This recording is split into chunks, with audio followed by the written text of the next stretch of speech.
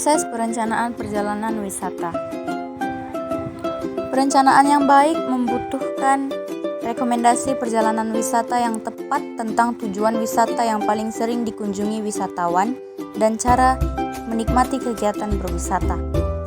Perencanaan merupakan pemikiran terhadap kegiatan di masa mendatang yang didasarkan pada pertimbangan-pertimbangan rasional dan data-data yang akurat. Untuk itu, dalam melakukan perencanaan wisata perlu dipahami proses kegiatan seperti bagan berikut. 1. Diagnosis pasar. Meneliti pasar dengan melihat gejala-gejala yang muncul dilakukan pada saat pertama dalam membuat perencanaan perjalanan wisata.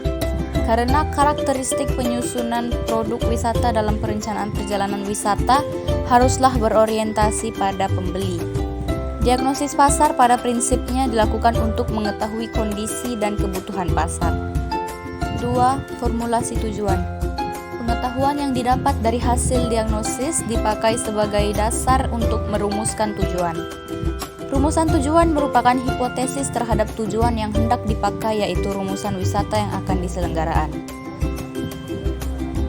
Tujuan yang dirumuskan itu harus dapat menjawab pertanyaan-pertanyaan 5W1H, yaitu wisata apa yang akan disusun, mengapa wisata itu disusun, siapa saja yang akan terlibat dalam wisata tersebut, kapan wisata tersebut diselenggarakan, di mana wisata tersebut diselenggarakan, bagaimana wisata tersebut diselenggarakan.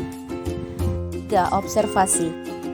Observasi merupakan implementasi tujuan yang telah dirumuskan dan menghubungkan antara hipotesis dengan kenyataan di lapangan. Hal-hal yang diobservasi adalah seluruh masalah yang dipertanyakan dalam rumusan tujuan untuk memperlancar pelaksanaan tahap ini. Untuk itu, gunakanlah instrumen-instrumen tertentu seperti A. Inventarisasi atraksi wisata. Instrumen ini digunakan sebagai sarana untuk menginventarisasi objek dan atraksi wisata, maupun bentuk-bentuk hiburan yang akan dipakai sebagai komponen dalam penyelenggaraan wisata. B. Inventarisasi fasilitas wisata. Instrumen ini digunakan sebagai sarana untuk menginventarisasi fasilitas yang digunakan dalam penyelenggaraan wisata seperti transportasi, akomodasi, dan restoran. 4. Penetapan rencana. Hasil analisis dipakai sebagai dasar untuk melakukan revisi terhadap formulasi tujuan. Perbaikan dan olahan inilah yang pada akhirnya menghasilkan rencana yang akan dilaksanakan. 5. Pelaksanaan rencana. Pelaksanaan rencana merupakan tahap akhir dalam perencanaan wisata.